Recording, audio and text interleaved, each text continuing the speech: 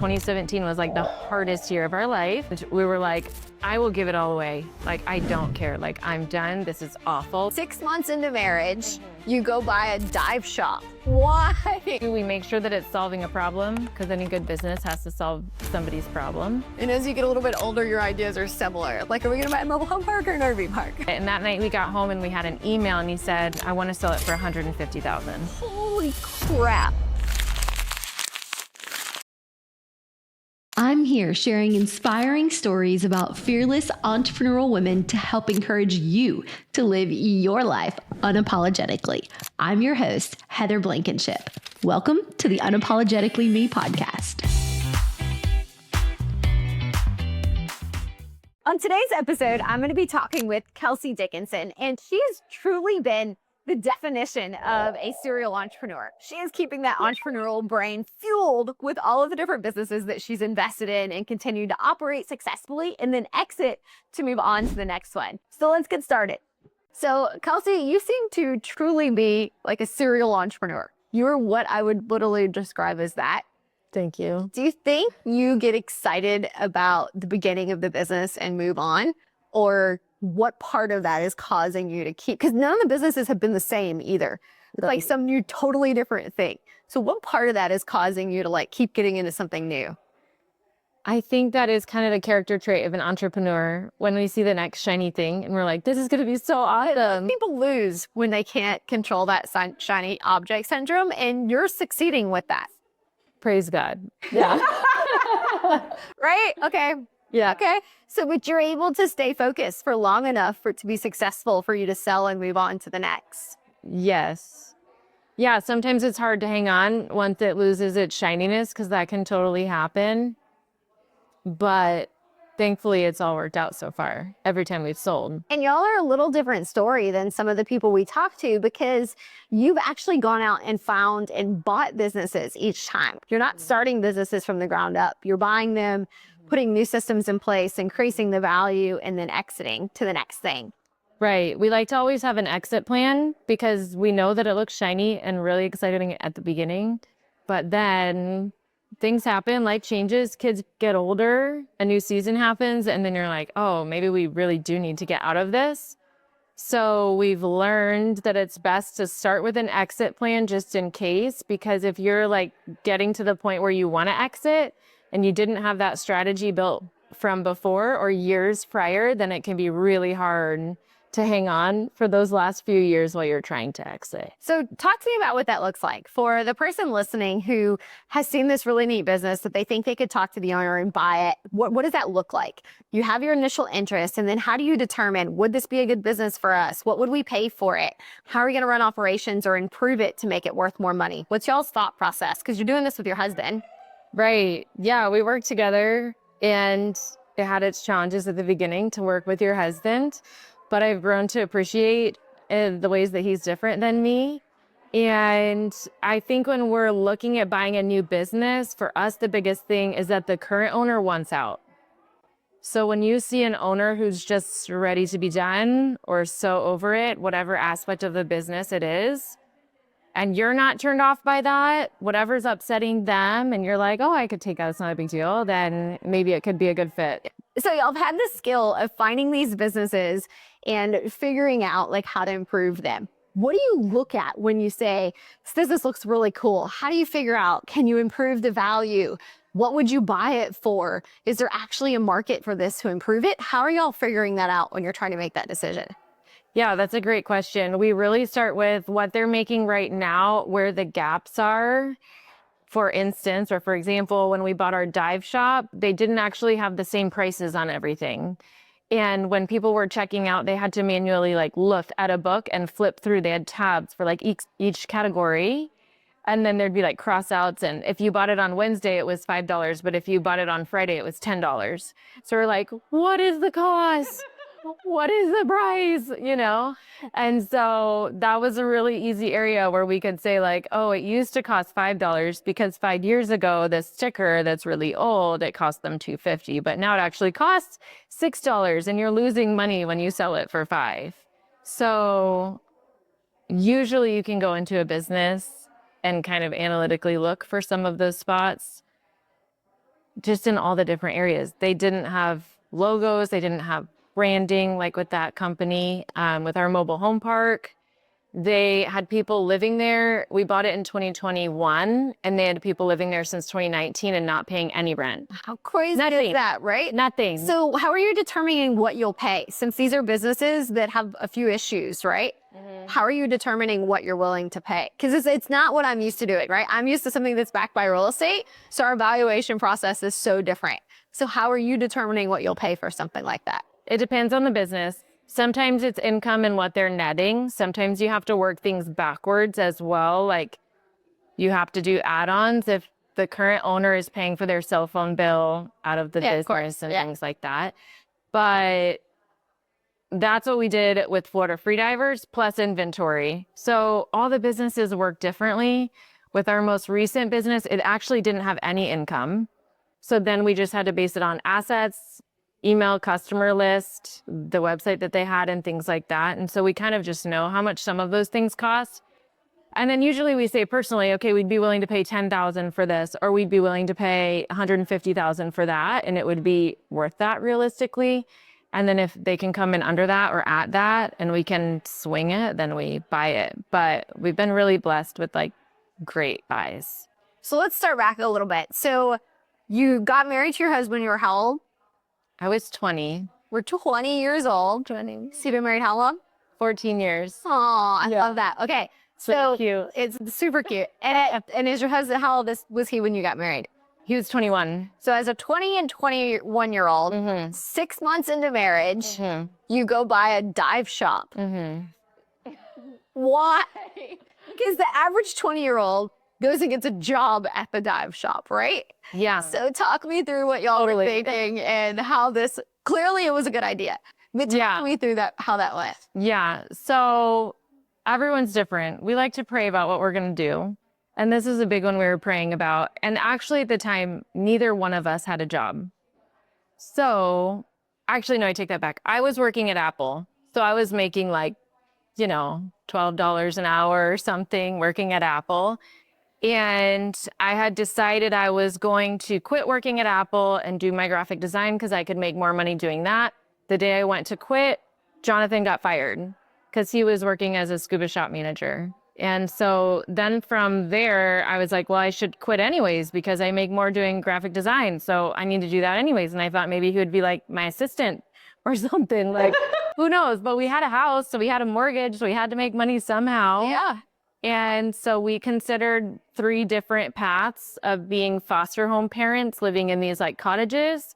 We considered moving to Kenya and becoming missionaries. And then this dive shop was on the table. Totally different. Completely. Every different lives. And I think that's a normal 20-year-old thing to do, right? Yeah. Because you don't have enough life experience to talk, to understand how different those ideas are. And as you get a little bit older, your ideas are similar. Like, are we going to buy a mobile home park or an RV park, right? Right. You kind of narrow it down. Right. You've had enough life experience. So yeah. You're praying about these 3 options. And what happens next? Yeah, we were washing dishes, praying together, and we were like, all right, God, please give us a clear, what do we need to do? And we had a trip to Kenya planned, so we were going to be spending 2 weeks there. And by that point, we had spent 2 weeks there, didn't really feel like anything was like clear, do that. So then we were looking at the route of purchasing Florida Freedivers. And at the time, the previous owner had tried selling it to my father-in-law for like $800,000. And we were like, we can't afford that. So we were just still praying about it. And that night we got home and we had an email and he said, I want to sell it for $150,000. Holy crap. If that's not a sign. Right? Right? I don't think I've ever heard a price change that much. Right? So we were like, we called him and we were like, all right, what's that for? Is that like for goodwill or is that like for the inventory? Like, surely that's not everything, Because it was making money. Like, it was an actual business making money. And he was like, no, it's everything. Walk in, walk out, it's yours. And then it gets better. We didn't have any money for a down payment. So we did do partnership and we got 10% down payment. And that person was able to have the 10% equity in the company. So we were able to walk in with no money down. At 20 years old. At 20 years old. All of our employees were older than us. all of them. Of course. That was weird. And then he owner financed it for us for 0%. Wow. What a blessing. Right. And we were like, okay, thank you, God. That's how we will at the RV park that I'm on. I was 26. They gave me a no money down, non-recourse loan. They shouldn't have done that. Yeah. By all standards, this is not normal. This should not happen. I was not qualified for them to do that. We were not qualified. Yeah. We were like so young. Yes. Listen, y'all, I know today's episode is inspiring, but inspiration alone will never carry us to our ultimate goals. That's why I started the Society of Entrepreneurial Women. It's a mastermind for high-performing female investors and entrepreneurs who are living their lives unapologetically. In a world where most people don't get us, or they try to keep us confined in a small box, the Society exists to turn off the brakes and set you free. We have weekly calls covering investing, wealth building, health, relationships, family, and a whole lot more. We have small tribes to hold each other accountable to our goals. We have in-person, ladies-only retreats to disconnect and drive each other towards our dreams. And most importantly, this is a community where you can be unapologetically you. Celebrate your wins, scream your successes from the top of the rooftop, become best friends with women who get you. We're 3 years in, and I can honestly say my best friends today are all from the Society. Click the link in the show notes to learn more. Okay, so you buy the dive shop. I'm assuming there's a big learning curve. Oh, yeah. Oh, my goodness. I did not grow up being yelled at. My dad is very even keeled. Did you have a job as a kid? Did you have... Yeah, I worked at Cold Stone. I babysat when I was 12. At 14, I worked at Cold Stone.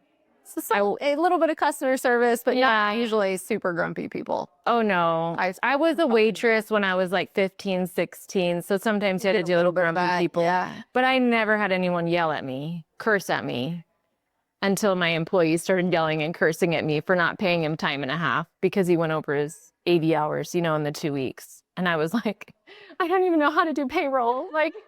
I didn't even know he went over 80 hours and he's yelling and cursing at me about his paycheck. And I was like, it's not good. Yeah, so you learn all of those little things. Yeah, I started crying.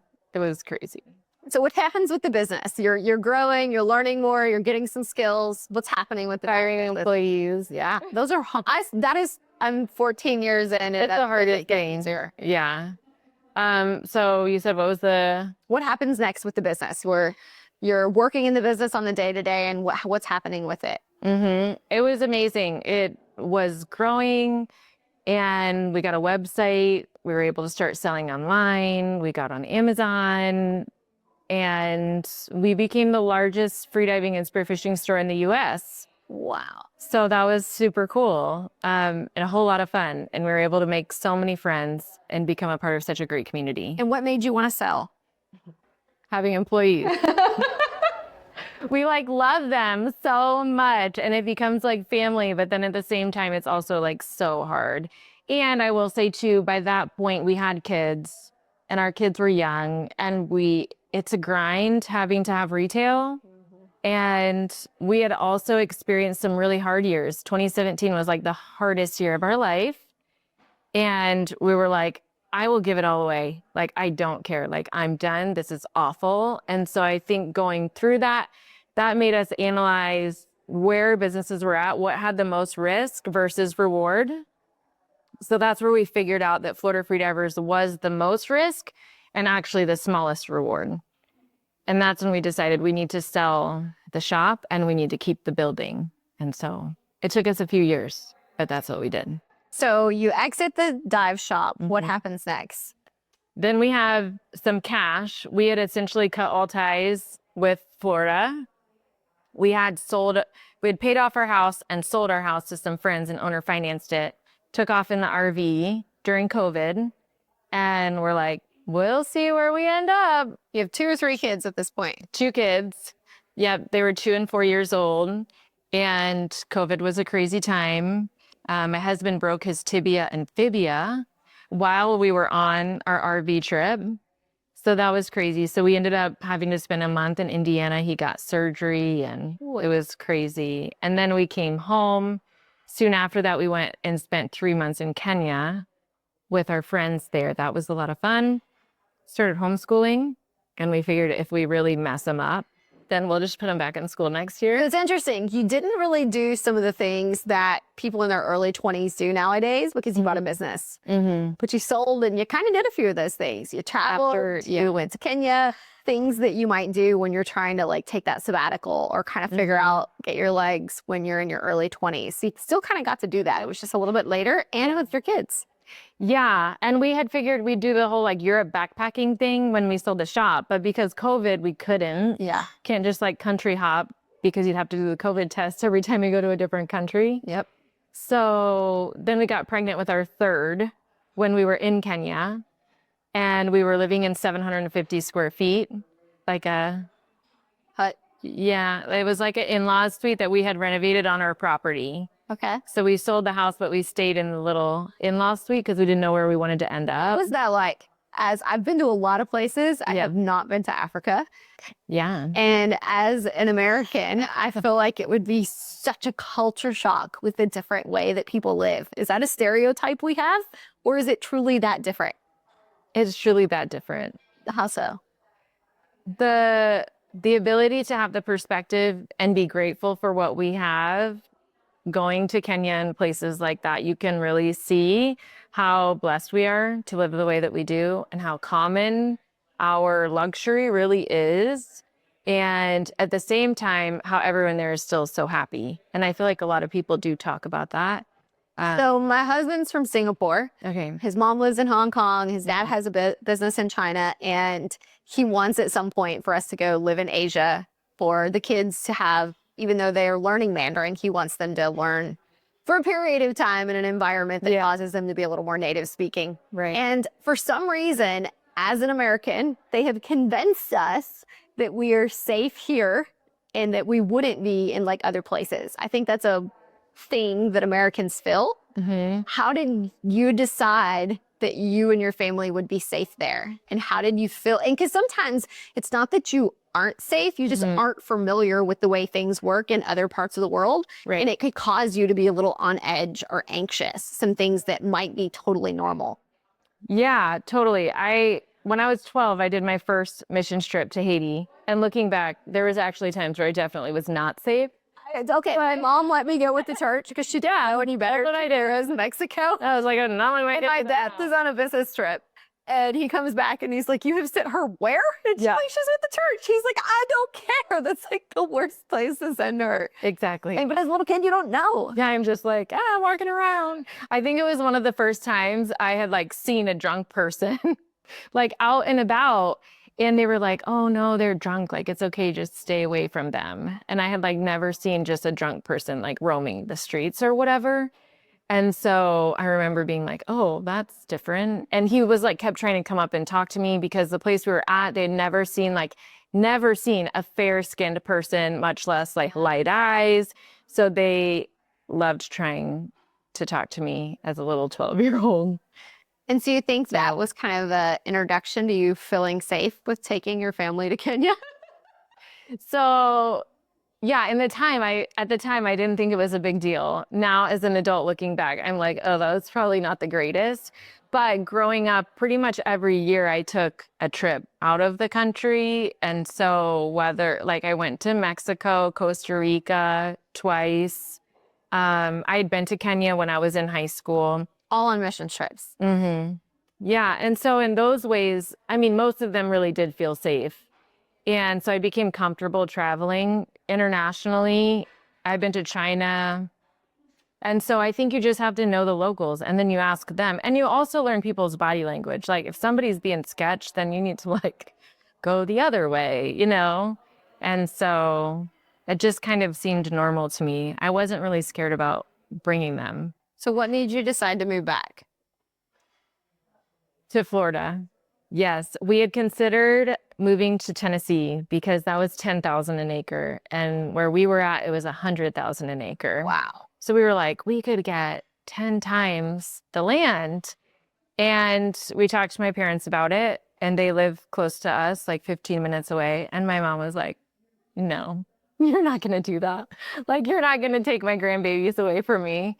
And So we started looking at houses, and then we did end up buying like a regular size house because when I was pregnant with our third, we were still in that 750 square feet. And I told my husband, like, it's fine. We can make it work. He can go in a closet. Like, I'm happy with it. We've already lived in the RV. But if we could find like a regular size house, that would be nice. And so we did. Ladies, it's time to redefine the conference experience with the Society of Entrepreneurial Women Retreats. Step inside a world tailored for women just like you, where you can lead, learn, and unwind in style. Our retreats offer everything from insightful investing sessions to fun activities like salsa dancing, boat cruises, food tours, and so much more, ensuring you come back not just inspired, but truly refreshed. Join a community that celebrates you wholly and supports your every endeavor. Ready for a retreat that changes the game? Visit the link in our show notes and find out how you can be part of this exclusive experience.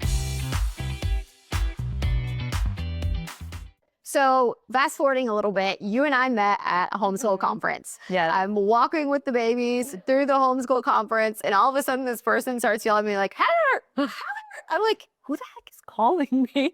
I don't think I've ever like fangirled over anybody, but I 100% felt like a weird fangirler because I was like, Heather, like, I think it's her because I saw you from behind. So I was like, I'm pretty sure it's her. Well, I just also posted being there. I was buying some mango trees. I'm like, who the heck is calling me? And you own a company. You were one of the vendors at the homeschool conference. Yeah. And it's actually another business that y'all bought. Talk to me about that. Yes, it's been so fun. It's definitely been a passion project business. We really didn't need another business, but it was another situation where we felt like God was like, here, you can have this. And so we decided what we'd be willing to pay for it. I had a meeting with the founder of the company. She was great, but her kids were going off to college, and it's really meant for 9 to 15 years old. And my oldest was 9 at the time. And so I was just getting into that. And so at the end of the meeting, I was like, if I could be so bold, if you'd be interested in selling, I'd be interested in buying. And then to my surprise, she was like, yeah, let's talk. So I was like, okay. So the company's called CEO Kid. Yeah. And tell us about that. We teach kids entrepreneurship. So it's a curriculum company. It's 16 lessons, and we take them through all the things of business because, as you know, there's so many different aspects. And my husband was deployed with the Air Force, and my son wanted to start a company called Flag Force. And I was like, that's great, honey. I love that you want to do that. But as you know, starting a business is a lot of work. And so our co-op director asked me to teach an entrepreneurship class. And I told her, yes, but I need a curriculum. So then she found the CEO Kid, and we had that meeting. And then from there, we ended up just buying the whole company. And how long has that been? It's been since November, so 8 months. Going on a year. Yeah. And where do you see that company going? I think it could be huge because I think so many kids need it right now. It's not just about making a business and making money. It's about developing those character traits like resilience and grit and things like that that our kids need, because most of the jobs coming up with AI and all of that stuff, like the jobs that they're going to have don't even exist yet. So what really matters is giving them the life skills to be able to have the capability and the character traits to be beneficial in business instead of like an actual skill set of how you do this or that. So that's what our curriculum helps them develop and do. So when your son comes to you and says, I want to start a business, what do you do? Well, now I say, let's pull out your business plan workbook and let's go through it and talk about it. And so we go from the big idea. He's had a few different ideas now of different businesses, and they've made some great money doing it. And we do kids' mini business fairs and things like that. But we go through what he wants to do. We make sure that it's solving a problem, because any good business has to solve somebody's problem, because some kids just want to like do a hobby.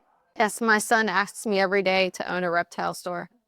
I mean, if it's solving a problem, People need to buy reptiles. yeah, we have this kid, actually. He'll probably be so excited. I'll have to send it to his mom. But his company is called Creepy Crawlies, and he sells roly-poly insects. And they're great for the environment. He would have a whole great pitch on it, and he knows so much about these little insects, but apparently they make great pets. And he actually won an award at our last business fair because we did so great. And so it's really fun getting to see the kids, what they come up with. I love that. Mhm. Yeah. The kids being able to fuel their interest. That's part of why we love homeschooling so much. Right. Because they come up with all these interesting little things that you can fuel that they wouldn't get if they were in school somewhere. Yeah. When people used to ask me about this more than they do now, because I feel like we got more homeschooling became more mainstream during COVID. People started talking about it more. It was more acceptable. People don't kind of hound me like they used to when I would say I homeschooled. Yeah. And when my oldest daughter, who's now 13, when she was, I don't know, 6 or 7 years old, she decided she was obsessed with outer space. And so I was able to kind of fuel that and let her buy into it more, right? And learn deeper, as opposed to her being obsessed with whatever trendy things girls at that age were talking about at school. Right. And that she only became interested in because of that. And I love that. It's like the Frozen or something. Exactly, Yeah. right? I love that aspect of homeschool that really lets the kids kind of hone in on something and get excited about it.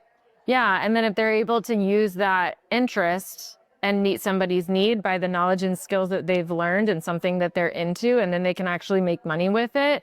We've just seen kids who are like so disinterested in everything and so screen bound, essentially, that when you start asking them these questions and encouraging them to start something, they start getting ownership over it, and they start developing responsibility and work ethic and integrity. Speaking of screens, Yeah. what are your guidelines or rules with your family? We allow screens in our home. We don't let any screens go in any rooms. We always try to do other things first before screens. We don't do screens like first thing in the morning or anything like that. We've noticed that it like makes our kids' brains bonkers. And so we're always trying to get outside in the morning. We like doing the gym in the morning as a family. We like eating breakfast together as a family. And if they get screens, we try to limit it to like 30 minutes at a time, but they usually always have to earn it. Like it's a privilege. We do some educational screen things like piano app and stuff like that. But So I felt like my kids got so reliant on it. This was a few years ago. We took them away altogether. And we went through a period to where we did not have screens at all. We needed a reset and to figure out what those boundaries look like for our family. yeah. And this past year, as the kids have gotten a little older, I'm going to be the first one to say, I cannot teach them math anymore. I am not qualified. Yeah. And so we really utilize OutSchool for some of those programs. We'll use things like Singapore Math, but their tutor or their teacher are on OutSchool. Right. And so they needed the screen then. And my son Ezra, who you met, did you meet him earlier? I did, yeah. He is so smart. Yes. In the subjects that he's interested in. Like he has a weather class right now. He has a reptile veterinarian class. Like those random stuff that he comes up with, he wants to learn about. He gets to pick a couple like extracurriculars. That's cool. To be in classes with for that. And it's been a blessing to be able to have some of this education on the screens. But being able to push that boundary of being like, no, we're not sitting on that all day is a fight we have. Fight's the wrong word, but yeah, a battle. A battle. Battle might be better. It is a constant conversation. Yes. That Mona have daily, to make sure. Because it's addicting for them, right? Yeah. And they love it. So, and then, then they're not getting any activity and they truly get more confrontational. I know that some people say that's just whatever, but they do. They truly become more confrontational. So we've had to set some hard boundaries there. Yeah, and I don't know if it's like a boy thing because all I know is boys. Little boys, Yeah, all I know is boys. But yeah, they get like more aggressive. You're like, whoa, Yes. where did this come from? Crazy. And not even from games, just the screens in general. It's Right. I don't know what's happening with their brains. I'm not qualified to figure that out, but I can look at them to know. But as a mom, I can tell you something's happening there. My 2-year-old will go to battle with you over Baby Shark because she desperately wants to watch Baby Shark. yeah, and I've told my husband before, I'm like, this is addictive behavior. Like if they're screaming when I'm trying to take it away, we've got like a serious imbalance here because this isn't how we act or respond, And so then we do have to like do a detox because this has gotten, it kind of creeps up on you where then it's like out of control and you're like, what happened? We need to like you said, like cut it all off, in order But to as get a busy mom, when you've got the 3 kids, you're homeschooling, you're dabbling in multiple businesses. We'd probably call it more than dabbling at this point. You're operating multiple businesses. What do you have hobbies, or is this your hobby? I do think business is my hobby in a sense, but I do try to find other things because if I go hang out with women and the only thing I have to talk about is business, I mean, Well, I've decided I don't like going to those places. Right. You're at my house. What do we and talk about? We have 25 other women in the background. Y'all can probably hear them who all own businesses. Yeah. And it's interesting to hear. We got to talk about a business you're considering with those women. Yes. They're all in my mastermind. And to hear them ask questions and the way their brains work, it helps you think of things you would normally miss. Definitely. So I think I don't want to go to places that don't do it anymore. I know. I'm going to elderberry workshop. I don't know what that is. Elderberry? Yeah, to like make elderberry syrup. What? I need to go to that. Yeah, and I do like food forest things. I do. Our mutual friend Jen, does all the food forest stuff. We had an episode with her recently. Yes. So I think that stuff is cool. I like learning about plants. I'm really bad at animal identification. We've learned, my husband and I didn't know this, but for a brief stint when we were doing the RV traveling, we went through the zoo and I was like recording and saying all the names. I was telling Atlas, like my middle son, oh, that's an emu and that's a this and that's a that. And we had to like edit the video and be like, not an emu. Like all my animal identification was wrong. So it's just not my skill. So plants are better. I can do plants. So I like food forest stuff. So you seem to be into some of the kind of natural, or no, I don't, holistic, granola, whatever terminology we want to throw out there. Yeah. Yeah. I did home birth.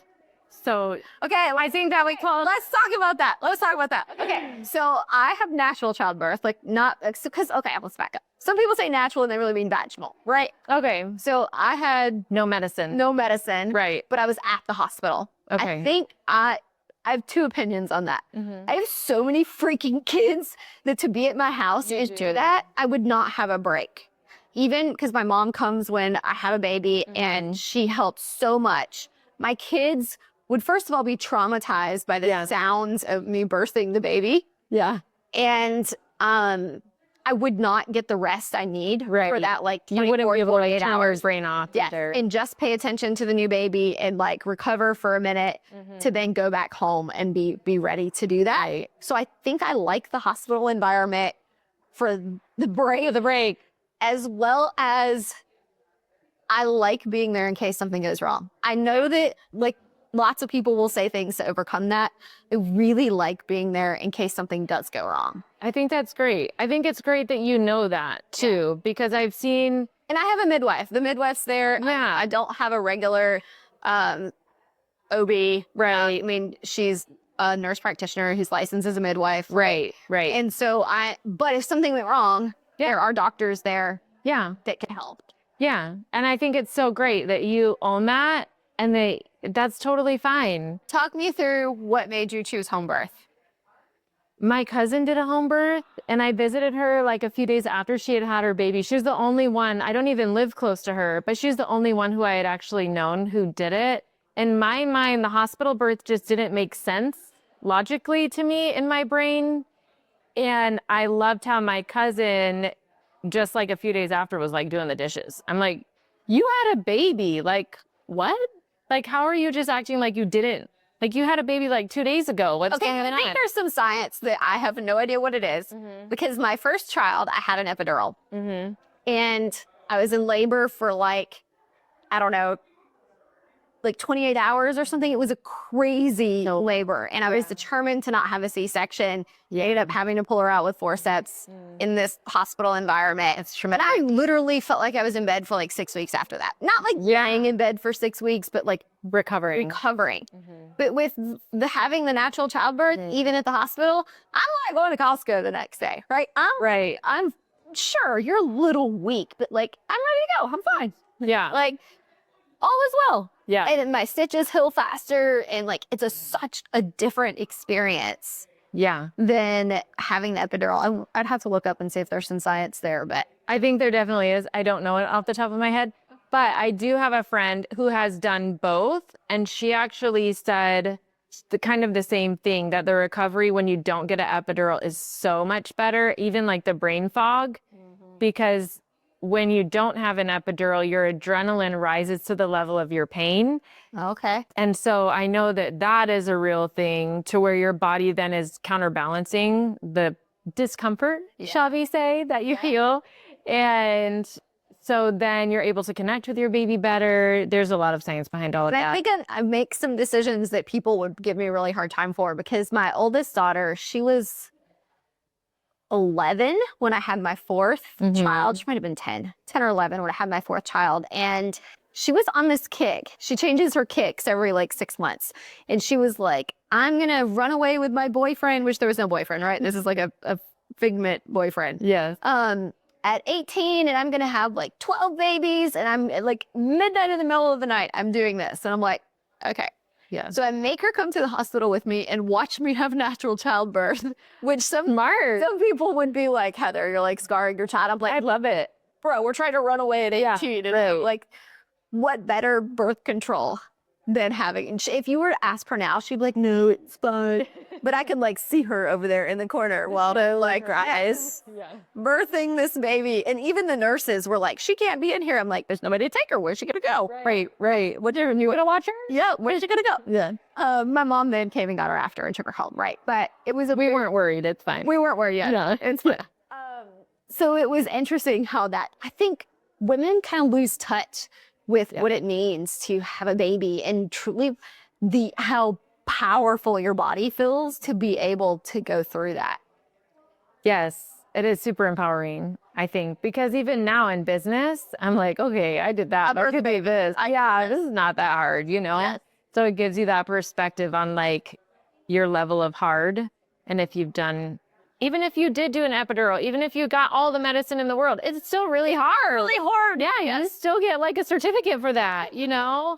A live certificate. Yeah, so he's walking around and making a mess, you know? Yeah. And so, yeah, I think once women have gone through that, you really do. You can think back to that moment when you had your baby and say, I did that, and that was really hard, and I was okay. Yeah, you use it as motivation for other things. Yeah, for sure. Well, this has been fun. Thank you so much for doing this with me today. If somebody wants to find more about the things you're doing with CEO Kid, where can they find that?